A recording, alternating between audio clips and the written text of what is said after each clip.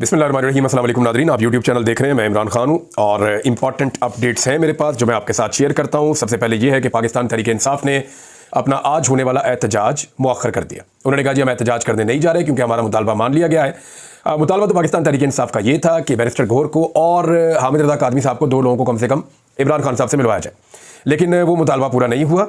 दूसरी जानिब पाकिस्तान तहरीक-ए-इंसाफ इमरान खान साहब की सेहत के हवाले से शकूक व शुबहात का इजहार कर रही थी, तो वो मुतालबा मान लिया गया। पाकिस्तान तहरीक-ए-इंसाफ क्यों मान गई ये बात, इसके बारे में मैं आपको भी बताता हूँ। क्योंकि तहरीक-ए-इंसाफ को कुछ चीज़ों का शुबा था, वो शुबा उनका दूर हो गया। एक तो ये है कि इमरान खान साहब को अब उनके ज़ाती मुआलिज डॉक्टर आसिम वहाँ पे मौजूद है इस्लामाबाद में। इमरान खान साहब के अपने डॉक्टर वहाँ इस्लामाबाद में हैं और उनके ज़ाती मुआलिज जो हैं वो दीगर डॉक्टरों के साथ जाएंगे और जाकर उनका मुआयना करेंगे अडियाला जेल में।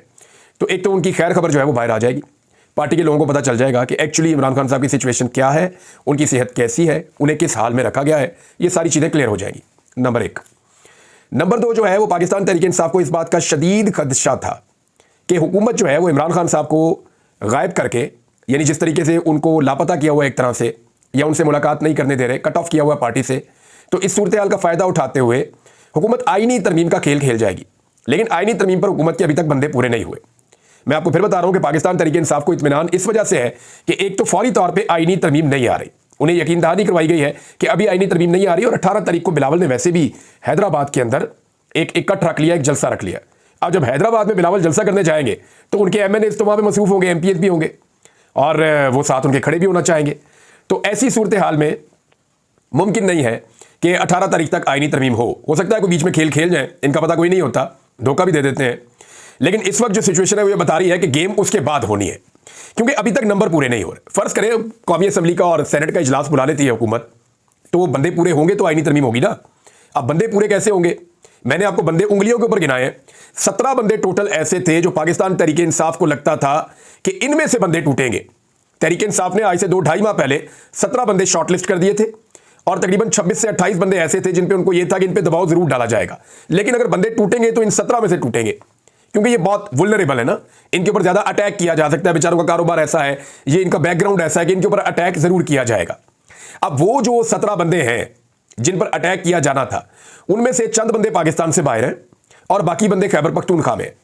और जो खैबर पख्तूनख्वा में है उनमें से चंद अपनी मर्जी आपके तहत खैबर पख्तूनख्वा में जगह लेकर रह रहे हैं, अपने दोस्तों के पास, अपने जानने वालों के पास, और कुछ को जो खैबर पख्तूनख्वा की हुकूमत है वो, यानी वहां के जो एमएनएज हैं या वहां के जो लोग हैं पाकिस्तान तहरीक-ए-इंसाफ के, वो सपोर्ट दे रहे हैं कि जनाब आपने जाना कहीं नहीं है। और अब आ जाए आप सेनेटर्स की तरफ, तो जो 1-2 सेनेटर्स इधर उधर हुए थे, इत्तला मिली है कि वो सेनेटर भी वापस पाकिस्तान तहरीक-ए-इंसाफ के पास पहुंच गए हैं। मैं आपको फिर बता रहा हूं कि जो सेनेटर्स इधर उधर हुए थे, मुबैना तौर पे वो सेनेटर्स भी अब इधर उधर नहीं है। हुकूमत के पास सेनेट के अंदर किसी किस्म की बर्तरी अभी तक उनको हासिल नहीं हुई।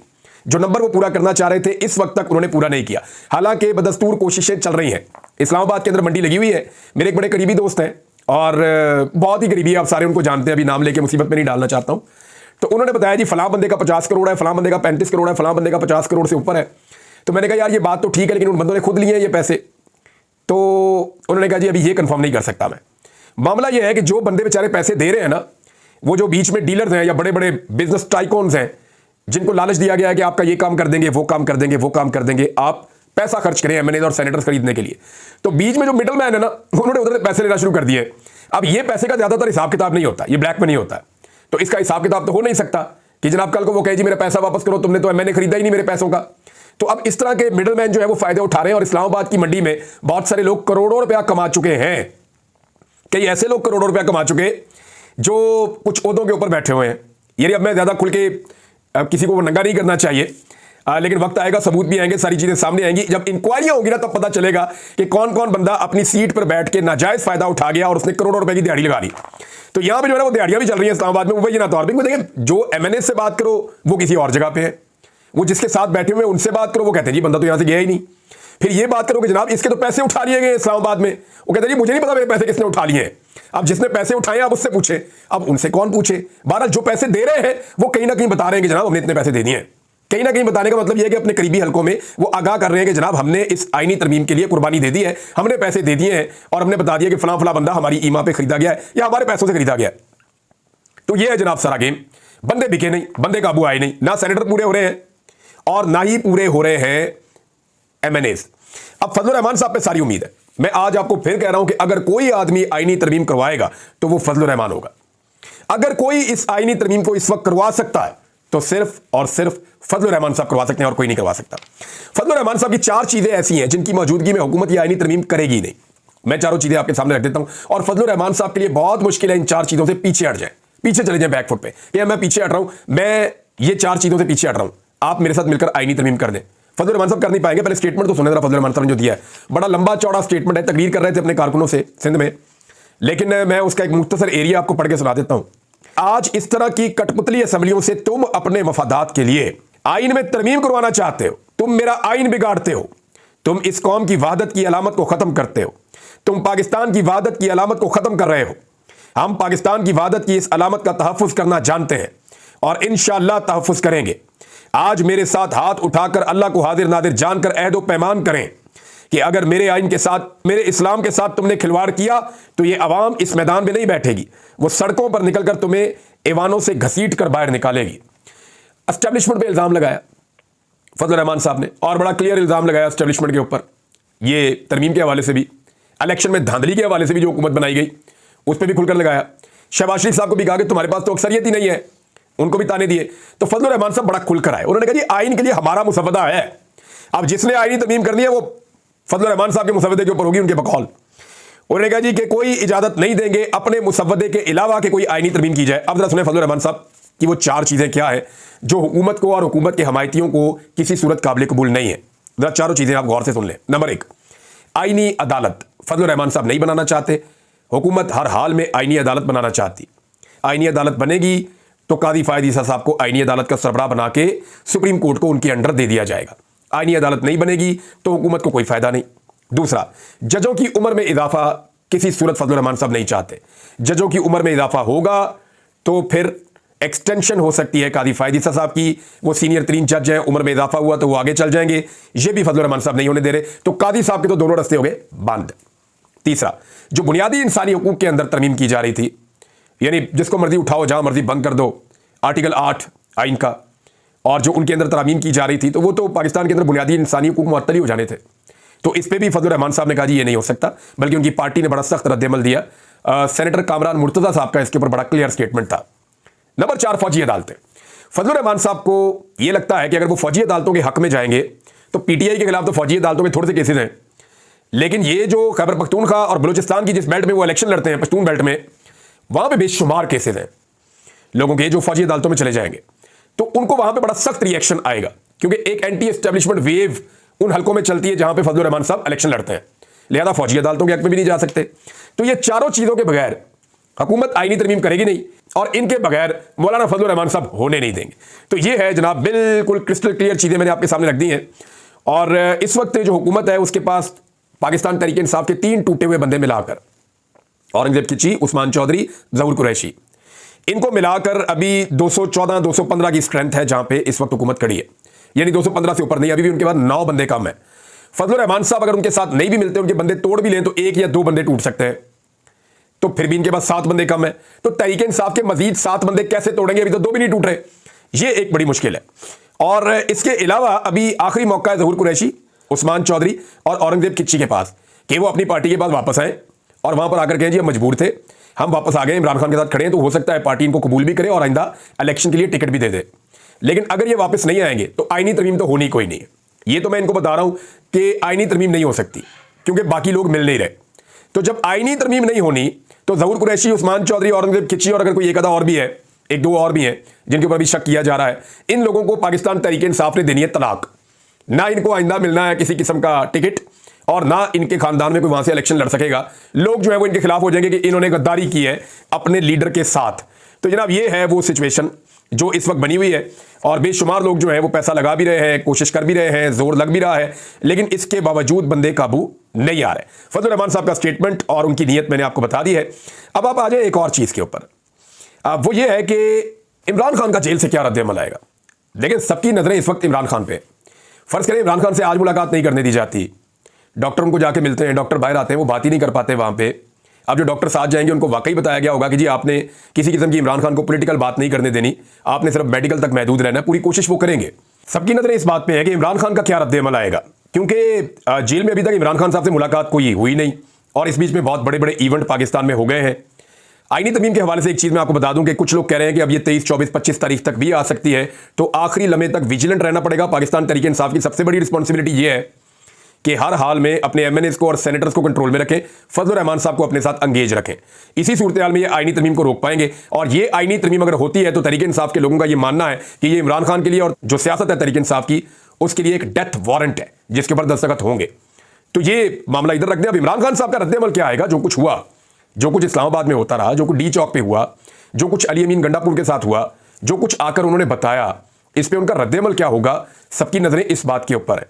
इंतजार हुसैन पंजूता साहब के हवाले से मैंने आपसे कहा था ना कि मैं आपको बताऊंगा, बहुत सारे लोगों ने राब्ता भी किया, तो मैं आपको कुछ चीजें और बता देता हूं।